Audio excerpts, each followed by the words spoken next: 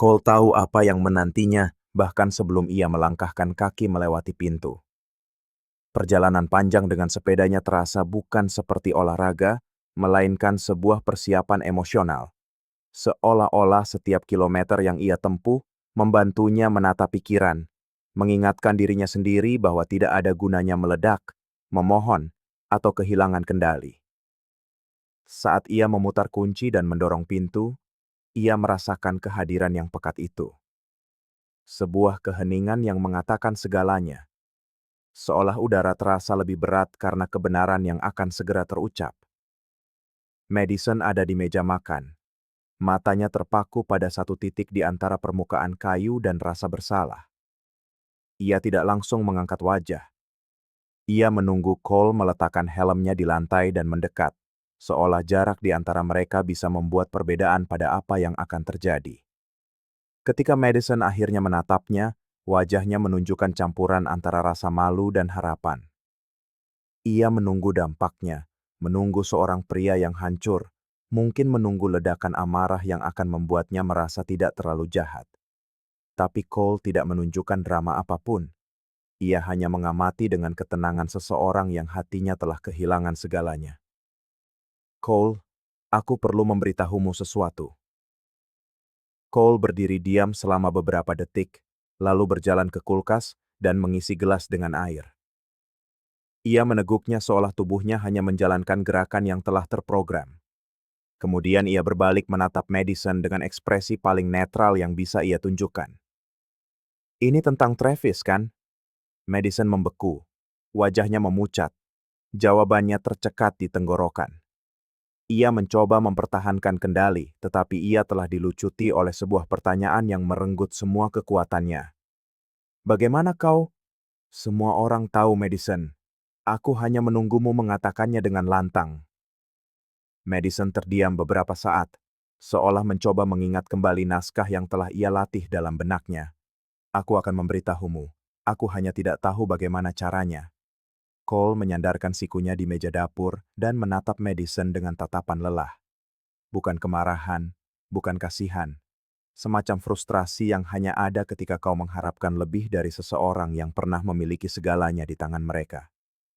Apa kau benar-benar berpikir aku percaya itu? Bahwa kau tidak tahu bagaimana cara memberitahuku selama berbulan-bulan ini? Madison mulai tergagap mencari-cari alasan, tetapi Cole mengangkat satu tangan, meminta keheningan. Apa kau pikir aku tidak memperhatikan ketika cara anak-anak kita memandangmu berubah? Bahwa mereka bahkan menghindari berbicara denganmu? Jason berhenti makan malam di meja makan. Emma membuat-buat alasan untuk menginap di rumah temannya. Mereka tahu. Mereka hanya menunggu hari di mana aku akan melakukan sesuatu. Madison mengusap wajahnya dengan kedua tangan. Bingung harus berkata apa. Ia mencoba taktik emosional. Cole, aku tahu ini menyakitimu. Aku tidak akan mencoba membenarkan apa yang terjadi, tapi aku ingin memperbaikinya. Aku masih percaya pada kita. Cole tertawa. Tak percaya. Tawa yang singkat dan kering, tanpa kegembiraan. Kau percaya pada kita? Baru sekarang? Saat ini? Madison bangkit, mengambil satu langkah ke arahnya, tetapi Cole mundur selangkah. Tetap di sana. Dengar. Semua ini sudah berakhir sejak lama. Kau hanya tidak menyadarinya karena kau terlalu sibuk menyembunyikan pesan, menghapus panggilan, dan membuat-buat alasan. Aku tidak ingin menjadi seperti ini, tapi beginilah kenyataannya. Dan tidak ada gunanya menyalahkan keadaan, fase sulit, atau rutinitas. Kau punya pilihan. Kau punya waktu. Kau punya kesempatan. Dan kau menyia-nyiakan semuanya. Madison tampak kecil di sana, mencoba merangkai kata-kata yang tepat. Tapi semuanya sudah terlambat. Cole berjalan ke lorong, membuka laci, dan kembali dengan sebuah map. Dia meletakkannya di atas meja dan mendorongnya ke arah Madison. Surat-surat cerai ada di sana, lengkap dengan tanggal, tanda tangan, dan salinan semuanya. Madison menatap map itu seolah-olah itu adalah bagian dari kegagalannya sendiri, sebuah pengingat tercetak dari semua yang telah ia hancurkan. Kau sudah menyiapkan ini selama berminggu-minggu. Lalu kenapa kau tidak memberikannya padaku sebelumnya? Karena aku ingin mendengarnya dari mulutmu. Aku ingin melihat apakah kau masih punya keberanian untuk jujur, setidaknya sekali saja. Suaranya tetap datar sepanjang waktu. Seolah-olah ia sudah menumpahkan semua tangisnya di dalam hati. Seolah-olah rasa sakit itu telah sirna, bahkan sebelum adegan ini dimulai. Madison duduk kembali, kehabisan energi. Ia menarik napas dalam-dalam dan berbicara nyaris berbisik. Aku mengacaukan semuanya, dan aku tidak tahu bagaimana harus melangkah dari sini. Kau akan menemukannya sendirian. Cole berbalik dan meninggalkan ruangan, membiarkannya di sana hanya dengan nuraninya sebagai teman. Suara sepeda yang diletakkan di rak garasi adalah hal terakhir yang didengarnya sebelum ia mulai menangis. Di luar, Cole menyeka wajahnya dengan handuk berkeringat dari perjalanannya. Air mata yang telah ia tahan selama berminggu-minggu ada di sana, bercampur dengan napasnya yang berat dan frustrasi seseorang yang mengharapkan kesetiaan, namun menerima penghinaan. Tapi sesakit apapun rasanya, ia tahu ini adalah awal dari sebuah akhir. Dan terkadang, akhir adalah satu-satunya cara untuk memulai kembali. Keesokan paginya, Madison bangun dan mencoba mengikuti rutinitasnya seolah-olah masih ada sesuatu yang utuh. Ia membuat kopi, menata meja seperti yang biasa ia lakukan di hari Minggu yang tenang, seolah-olah tindakan sederhana itu bisa menghapus malam sebelumnya. Ia berharap mungkin aroma kopi segar akan membawa kedamaian atau penebusan. Ketika Cole masuk ke dapur, Madison mencoba tersenyum tipis. Senyum itu tidak dibalas. Cole hanya melirik sekilas, mengambil cangkir biasanya, dan bersandar di meja dapur. Madison sadar bahwa setiap upaya untuk bersikap normal sia-sia, tetapi ia tetap mencobanya lagi. Aku tahu keadaan sangat buruk, tapi aku sudah mengakhiri hubunganku dengan Travis. Aku ingin menyelamatkan apa yang kita miliki. Aku masih ingin.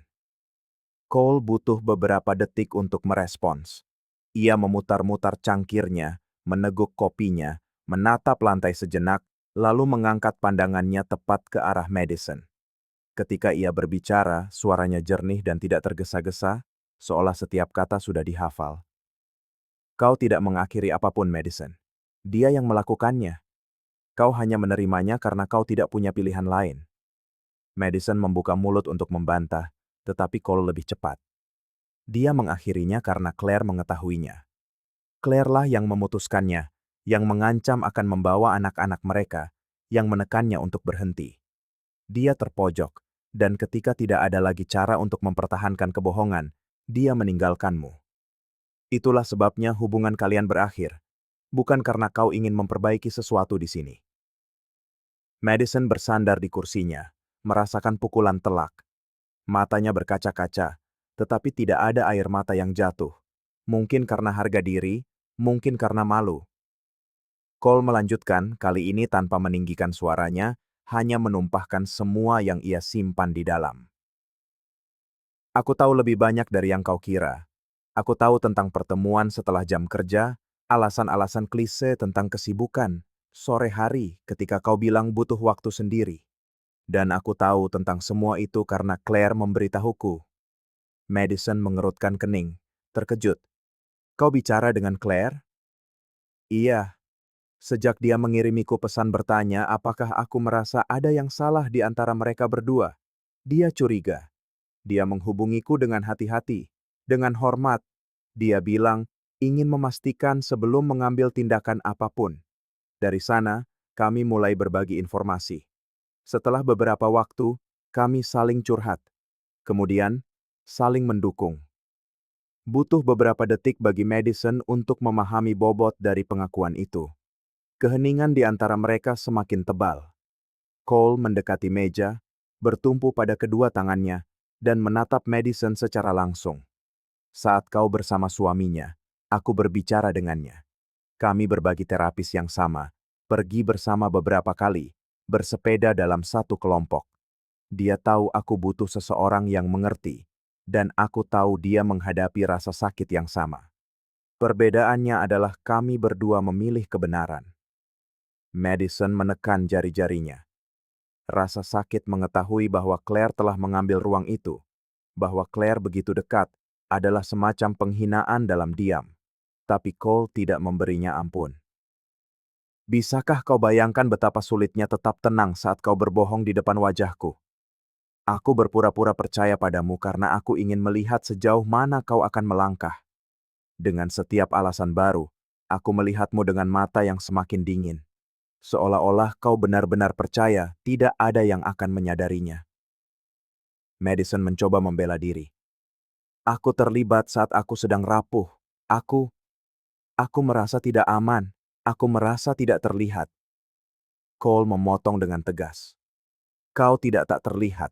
Kau hanya ingin menjalani petualangan tanpa peduli pada kekacauan setelahnya. Yang kurang darimu adalah karakter, bukan perhatian.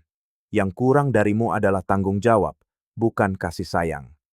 Madison terdiam. Kata-katanya menggantung di udara, memotong setiap upaya pembenaran. Cole melangkah mundur dan bersandar di wastafel, melipat tangannya. Kau selalu memiliki segalanya di sini, toleransi, cinta, kemitraan. Dan kau membuangnya untuk sesuatu yang dangkal dan sekali pakai. Dan sekarang kau ingin membangun kembali dirimu di atas kata-kata kosong? Bukan begitu caranya. Madison menundukkan kepalanya. Ada gumpalan di tenggorokannya. Tetapi ia tahu tidak ada yang bisa ia katakan yang akan mengubah apapun. Ia mencoba satu argumen terakhir. Dan kau? Apa kau akan bersamanya? Dengan Claire? Cole menatapnya lama sebelum menjawab. Aku tidak bersama siapapun. Dan kalaupun iya, itu akan karena alasan yang sama sekali berbeda darimu. Karena bukan di ranjang kami terhubung, tapi dalam rasa sakit, dalam pertukaran kebenaran, dalam rasa hormat yang tersisa di tengah puing-puing. Madison seolah menyusut, tubuhnya merosot, bahunya terkulai, seolah beban kata-kata Cole menekannya ke dalam. Ia berdiri perlahan dan meninggalkan dapur tanpa sepatah kata pun. Cole tetap di sana, menatap kekosongan cangkirnya. Ia tidak merasakan kelegaan maupun kemarahan. Yang ia rasakan hanyalah kepastian bahwa kisah ini telah berakhir saat Madison memilih untuk berbohong untuk pertama kalinya. Sisanya hanyalah konsekuensi. Hari-hari berikutnya terasa seperti tinggal di sebuah rumah di mana segalanya terasa tidak pada tempatnya, meskipun secara visual semuanya masih di posisi biasa. Keheningan merentang di seluruh ruangan seperti kulit kedua, tidak nyaman, konstan. Madison mencoba mempertahankan rutinitas minimal, seolah itu masih menjadi cara untuk berpura-pura memiliki kendali. Ia bangun pagi, merapikan kamar, menyiapkan kopi. Tetapi gerakan-gerakan itu tidak lagi melayani siapapun kecuali dirinya sendiri. Cole nyaris tidak menatap matanya. Jawaban singkat, komentar langsung, hanya yang diperlukan. Kehadiran Madison telah menjadi beban yang ia pikul, sambil memutuskan bagaimana mengakhiri semuanya dengan kerusakan emosional sesedikit mungkin. Dalam upaya putus asa untuk mendapatkan kembali sedikit kenormalan, Madison mendekatinya pada suatu sore dan menyarankan agar mereka pergi makan malam. Ia bilang mereka perlu bicara jauh dari rumah, jauh dari beban yang dibawa oleh ruangan-ruangan itu. Cole, yang sedang memeriksa beberapa kertas, hanya mengangkat matanya dan berkata bahwa ia tidak akan memainkan peran itu bersamanya di depan umum. Madison merasa terpukul, karena bahkan tidak ada ruang untuk berpura-pura. Penolakan itu objektif dan final. Malam itu, ia makan malam sendirian. Duduk di sudut meja, ia mengaduk-aduk makanan di piringnya tanpa benar-benar makan. Cole masuk kemudian, mengambil sesuatu dengan cepat, dan naik ke atas. Madison tetap di sana, menatap kursi-kursi kosong, mengingat semua percakapan, tawa, dan cerita yang pernah dibagikan di ruang yang sama. Sekarang, bahkan anak-anak pun tidak muncul. Emma telah menelpon awal pekan ini, mengatakan bahwa ia butuh waktu untuk menjauh, bahwa pengkhianatan itu memengaruhinya lebih dari yang ia bayangkan. Jason, yang lebih keras, bersikap langsung.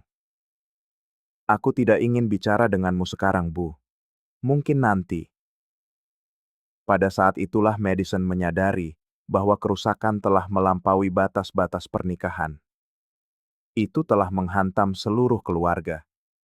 Keesokan paginya, saat merapikan kamar putranya, ia menemukan sepucuk surat yang ditinggalkan di atas meja. Surat itu dari Jason. Ia duduk di tepi tempat tidur dan membacanya. Jason menulisnya dengan tangan, seperti yang biasa ia lakukan saat masih kecil dan meninggalkan catatan untuk orang tuanya sebelum pergi ke sekolah. Namun, isinya jauh dari kepolosan masa kecil. Ia bilang ia merasa malu bahwa ia tidak pernah membayangkan ibunya bisa melakukan sesuatu yang begitu picik. Menyaksikan ayahnya mencoba tetap kuat sementara segalanya runtuh terasa terlalu menyakitkan, dan karena itu, ia butuh jarak agar tidak memperlakukan ibunya sendiri seperti orang asing. Ketika selesai membaca, Madison hancur. Ia menangis seperti seseorang yang menyadari bahwa ia telah kehilangan lebih dari yang ia kira. Bukan hanya Cole yang telah pergi secara emosional, anak-anaknya juga. Keluarga, seperti yang ia kenal, telah bubar. Ia mencoba menelepon Emma. Masuk ke pesan suara. Ia mengirim pesan pada Jason. Terbaca, tidak ada balasan. Ia mencoba merekam video untuk menjelaskan, tetapi menghapusnya sebelum mengirim. Ia sadar bahwa kata-kata pada titik ini terasa tidak berguna. Ia telah mengatakan begitu banyak hal selama bertahun-tahun, dan sekarang tidak ada satupun yang terdengar dapat dipercaya. Ia mencoba mencari perlindungan dalam tindakan-tindakan kecil. Ia membeli makanan kesukaan anak-anaknya, meninggalkan catatan manis di cermin, menyiapkan makan siang istimewa pada hari Minggu. Tak satupun dari mereka muncul. Tidak ada respons, tidak ada reaksi. Cole, yang menyaksikan semuanya dalam diam, mendekati Wastafel pada Minggu sore itu, dan menghadapnya, berkata dengan tegas, "Kau harus berhenti hidup, seolah-olah mungkin untuk membalikan ini. Ini, apa yang kita bangun, sudah runtuh. Anak-anak sedang mencoba bertahan dari dampaknya. Begitu juga aku." Madison hanya mengangguk, terlalu lelah untuk berdebat. Cole mengambil kunci mobil dan pergi. Ia pergi selama berjam-jam. Madison membayangkan 1000 skenario. Ia mencoba meyakinkan dirinya bahwa Cole tidak bersama Claire, tetapi keraguan menggerogotinya. Dan, sejujurnya, bagian terburuknya bukanlah kemungkinan Cole bersama orang lain, tetapi fakta bahwa tempat manapun akan lebih baik daripada bersamanya. Di tengah malam, ia terbangun karena suara dari dapur. Ketika ia turun, ia melihat Cole dengan sebuah koper kecil di lantai. Ia sedang mengambil beberapa peralatan dari laci dan memasukkannya ke dalam sebuah kotak. Madison bertanya, suaranya goyah. "Apa kau akan pergi ke suatu tempat?" Cole tidak langsung menjawab. Ia menutup laci, menata barang-barang, lalu sedikit memalingkan wajahnya, menghindari tatapan Madison. Hanya membereskan beberapa barang. Begitu surat-suratnya selesai, aku ingin pergi secepat mungkin. Madison bersandar di meja. Rasanya seperti rumah itu runtuh sedikit demi sedikit. Ia mencoba mendekatinya. Ia mengulurkan tangannya, tetapi Cole secara halus menarik diri. Ia berbicara lagi. Kali ini, menatap mata Madison. "Aku mengerti penyesalan, tapi itu tidak mengubah apa yang kau sebabkan. Aku bukan lagi pria yang sama yang dulu menunggumu pulang, yang merencanakan kejutan, yang percaya pada setiap alasanmu. Kau membunuh bagian diriku yang itu. Yang tersisa di dalam hanyalah kelelahan." Madison menarik napas dalam-dalam, melangkah mundur, dan hanya berkata, "Aku menghancurkan diriku sendiri." Cole mengambil koper dan pergi ke kamar tidur. Madison tetap di sana, merasa seperti semua yang ada di sekelilingnya telah kehilangan nilainya. Foto-foto keluarga di rak, barang-barang yang pernah mereka beli bersama, kenangan yang tersebar sebagai dekorasi, semuanya telah menjadi inventaris kegagalan. Keesokan paginya, Madison bangun pagi, mengemas sebuah koper kecil, dan memasukkan beberapa pakaian. dokumen, sebuah buku, dan sebuah foto keluarga. Ia berjalan perlahan melewati rumah. Ia berhenti di ruang tamu, di kamar anak-anak, di kamar mandi tempat ia biasa meninggalkan catatan lucu untuk Cole. Ia menyeka matanya dengan lengan bajunya, menarik napas dalam-dalam, dan berjalan ke pintu. Cole muncul di puncak tangga dan memperhatikannya selama beberapa detik. Madison tidak meminta maaf, ia hanya menatapnya dan berkata, "Jaga anak-anak untukku." Cole menjawab dengan kalimat singkat, tetapi kalimat yang mengakhiri semua harapan. Mereka sudah tahu siapa yang benar-benar menjaga mereka. Madison pergi dengan koper di tangan tanpa tujuan pasti, membawa beban pilihannya di punggungnya. Cole tetap di sana selama beberapa menit, tegar. Kemudian ia masuk dan mengunci pintu. Proses perceraian berjalan dengan ketepatan seseorang yang telah melatih segalanya. Cole tidak memberikan ruang untuk improvisasi atau membiarkan dirinya melemah di hadapan detail birokrasi. Ia menyerahkan dokumen tepat waktu, menjawab email dengan jelas, menjadwalkan pertemuan dengan pengacara tanpa penundaan. Selama berminggu-minggu, ia mengikuti rutinitas ini dengan fokus yang sama seperti seorang ahli bedah memegang pisau bedah sebelum memotong daging. Ia tahu setiap langkah akan menjadi sayatan terakhir yang diperlukan. Ketika tanda tangan telah dibubuhkan, ia duduk diam selama beberapa menit, kertas di tangannya, dan bernapas seolah-olah akhirnya muncul ke permukaan setelah tenggelam sekian lama. Madison mencoba menghubunginya lagi beberapa kali, mengirim pesan panjang, beberapa di antaranya berisi rasa bersalah, yang lain mencoba mengenang masa lalu, seolah-olah nostalgia bisa membangun kembali apa yang telah ia hancurkan sendiri. Cole membacanya tetapi tidak pernah membalas. Ia membaca karena ingin tahu sejauh mana Madison akan melangkah dengan kata-kata itu, dan ia menyadari bahwa bahkan dalam permintaan maafnya, ada semacam kesombongan, sebuah upaya untuk dimaafkan demi meringankan nuraninya sendiri, daripada benar-benar memperbaiki apapun. Pada suatu Rabu sore, ia memutuskan untuk mengemas kenangan terakhir yang tersisa. Ia menyimpan foto-foto lama anak-anak, memisahkan album, dokumen, surat sekolah, semua yang merupakan bagian dari pembangunan keluarga itu, yang meskipun telah runtuh, masih menjadi fondasi dari siapa dirinya. Ia tidak terburu-buru. Ia meletakkan barang-barang itu ke dalam kotak dengan hati-hati, satu persatu, sampai ia merasa masa lalu telah tertata dan disegel dengan selotip. Setelah itu ia melangkah ke tahap berikutnya, memulai kembali. Claire sementara itu menghadapi ritual yang serupa. Ia telah meninggalkan rumah yang ia tinggali bersama Travis, menyewa sebuah apartemen kecil untuk memulai kembali dengan anak-anaknya. Ia bertekad untuk tidak membiarkan pengkhianatan itu mendefinisikan dirinya. Seiring ia dan Cole mulai berbicara lebih sering, mereka menyadari adanya garis kepedulian tak kasat mata di antara mereka, yang terbangun tanpa usaha, tetapi berakar pada rasa sakit yang sama. Berlawanan dengan apa yang mungkin dipikirkan banyak orang, tidak ada ketergesa-gesaan, tidak ada nafsu untuk mengisi kekosongan. Mereka hanya bertemu, terkadang untuk minum kopi, terkadang untuk berjalan-jalan dalam diam.